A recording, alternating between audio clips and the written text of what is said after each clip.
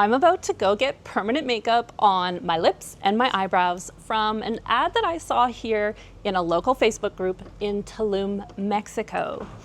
And I decided to book it because, well, they quoted me $300. And back in Canada, I was quoted over $1,000. That's a $700 price difference. Now, I don't know, this could be a scam or it could be a steal of a deal. But I can't resist saving over 50% off on a beauty treatment that's been on my wish list for over a year. Now, I really don't know what I'm getting myself into. They only confirmed the appointment and the location yesterday, and I haven't seen a lot of pics on the social media site that when I search her name. And she doesn't speak any English. My Spanish is terrible, and I've been using the Google Translate app to communicate. So I'm gonna take you along for the ride, and we're gonna see if I screw up or if I get a glow up. The address I was given was for a hotel downtown, so we hopped on bikes and headed there with not a minute to spare. Now, I feel like the words permanent makeup still scare people because our brains immediately jump to some thick, blocky brows, but thankfully times have changed. Most modern techniques are actually semi-permanent. They fade, soften, and they're designed to mimic real hair and natural color. We're not talking about thick, Sharpie brows that will haunt you forever. This is more the enhanced version of your own brow's energy. I was given a hotel room number, which made me suspect we'd be working out of the room. And yes, that was correct. Once inside, I met my makeup artist and learned that she was 4 months pregnant. My first thought was concern, wondering if she'd be tired after working all day and taking so many appointments, but she immediately reassured me she was feeling good and ready to go. So we got to work. We pulled out our phones and fired up the Translate app, which honestly has been saving my life while learning Spanish. And I started explaining what I wanted for my brows. I told her I usually fill them in near my 11s and keep everything pretty natural looking. I showed her reference photos from other artists, and I explained the look I liked. My biggest question was about the technique that would be best for me. I've seen so many Instagram photos of microblading, ombre brows, powder brows, micro shading. It all feels so overwhelming, but I suspected I would need microblading to fill in at the 11s, and her recommendation was microblading with powder brows for a soft, natural shape. Once we agreed, she started taking measurements. At this point, her husband arrived, and surprise, he speaks some English. The design is first with microbladed with liners, and second with the shader.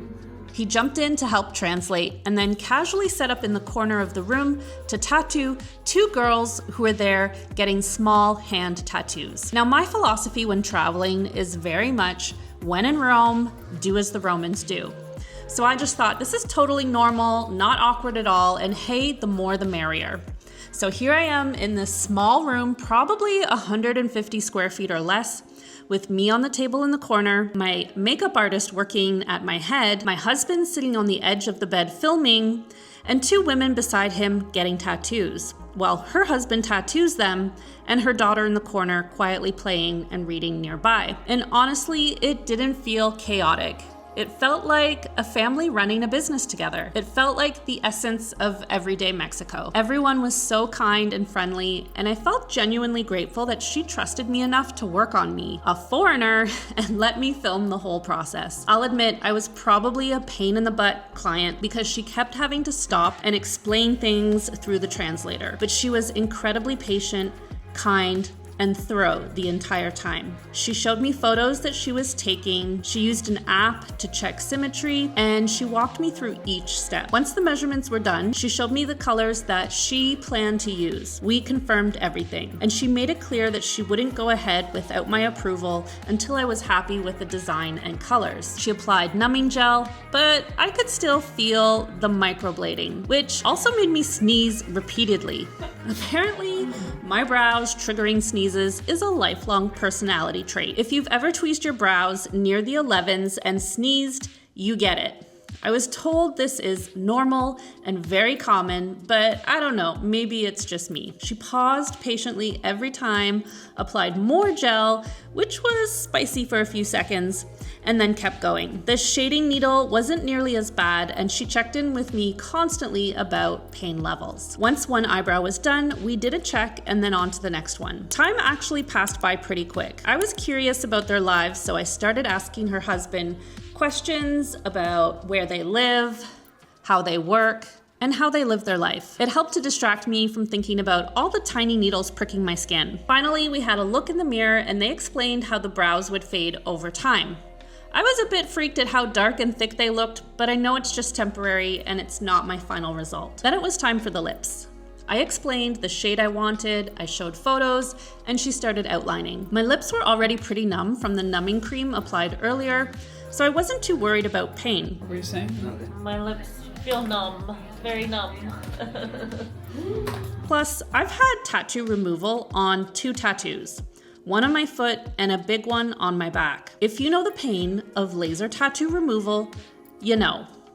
Now, I've never birthed a child, but tattoo removal is the most incredibly painful thing I've ever experienced. Like 100 times more painful than getting the tattoo. So I usually don't get too freaked out about pain when it comes to beauty treatments and needles. We chose a slightly redder color than I originally planned, which scared me a little, but she assured me it would fade beautifully into a natural shade I wanted. The first 30 to 45 minutes were manageable. The lower lip wasn't bad at all. The upper lip definitely had opinions. By the last 20 to 30 minutes, I was very aware of every life choice I had ever made. But I just focused on breathing and zoning out. At some point, her daughter put on K-pop Demon Hunters on Netflix, and when the Soda Pop song came on, I clung to that beat like it was emotional support music. More customers came in, and I think they were getting their brows done too. Turns out her husband has been doing tattoos and eyebrow permanent makeup for 13 years, and they are actual legends in Valladolid, Mexico. They are burning. They feel like my lips are on fire.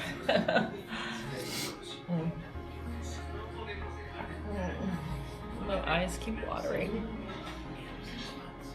Finally, it was time for the reveal. When she handed me the mirror, I won't lie, I was shocked.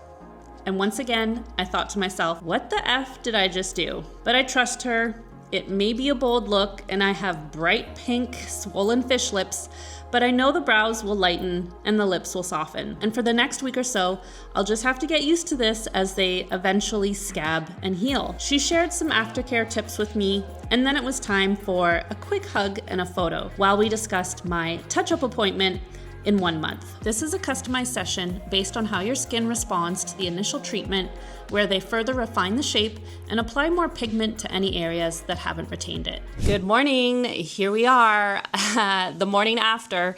We got home around 9 o'clock last night, and I just wanted to show you what I look like this morning. Yes, I'm a bit freaked out. Yes, I'm having a hard time looking at myself in the mirror. It is a strong look. However, it will fade and it needs time to heal.